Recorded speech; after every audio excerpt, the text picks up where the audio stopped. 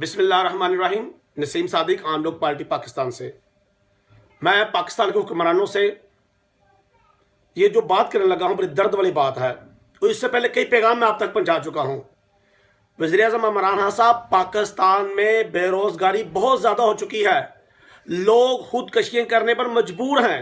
कहीं बाप खुदकुशी कर रहा है और कहीं माँ खुदकुशी कर रही है। बाप इसलिए खुदकुशी कर रहा है, उस पर कर्जा ज़्यादा है, या बच्चों को गर्म स्वेटर नहीं दे सका, बच्चों के लिए खाने का बंदोबस्त नहीं कर सका। माँ इसलिए खुदकुशी कर रही है कि तालीम अफोर्ड नहीं कर रही। फीसें स्कूलों की बहुत ज़्यादा हो गई, उनके कपड़े नहीं है, एक टाइम का खाने का बंदोबस्त नहीं है। मुझे बताएं, इसका कसूरवार कौन है? क्या नवाज शरीफ? वो भी कसूरवार है। जरदारी भी कसूरवार है। इमरान खान साहब, आप भी कसूरवार हैं। पाकिस्तान के ब्यूरोक्रेट्स भी कसूरवार हैं। और इसके साथ साथ जितने कसूरवार वो हैं, उतना मैं भी हूं और पाकिस्तान की 22 करोड़ आवाम भी है। क्या आपने कभी पूछा कि आपके हमसाये में जो खुदकुशी कर रहा है उसने क्यों की? अगर आप खाना खा रहे हैं, उसके बच्चों ने खाना खाया है कि नहीं खाया? आपके बच्चों के जिस्म पे कपड़े हैं, क्या उसके बच्चों के जिस्म पे कपड़े हैं? सर्दी है या गर्मी है? खुदा के लिए हम इंसान कहने के काबिल नहीं है। मुसलमान तो बड़ी दूर की बात है।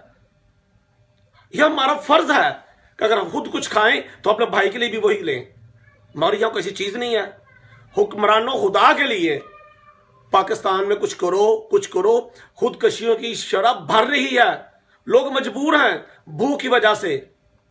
इमरान खान साहब, आपने बहुत ज्यादा दावे किए, वज़ीर-ए-आज़म साहब, एक भी आप पूरा नहीं कर सके।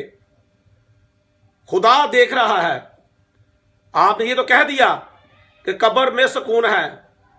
भाई, कब्र में भी उनको सुकून है जो दुनिया में अच्छा अमल करके जाएंगे, कुछ बांट के जाएंगे, तकसीम करके जाएंगे। उनके लिए कब्र में सुकून है। उन लोगों के लिए कब्र में सुकून बिल्कुल नहीं है जो दुनिया में भी सब समझते हैं कि मेरा माल है और ये जो तेरा माल है वो भी मेरा माल है। उनके लिए कोई सुकून नहीं वहां भी। इसलिए आखिरत का सोचें। दुनिया में रहते हुए आपको दुनिया में इसलिए भेजा गया है कि अब लोगों की जिंदगी में आसानियां पैदा करें। कब तक हम तड़पते रहेंगे? घूट घूट कर हम मर रहे हैं। पाकिस्तान की अवाम 98% अवाम मर रही है और आप सिर्फ बैठ के ऊपर कागजों में कह रहे हैं सब अच्छा है, पाकिस्तान की अब इकॉनमी बेहतर हो रही है। भाई, कहां हो रही है?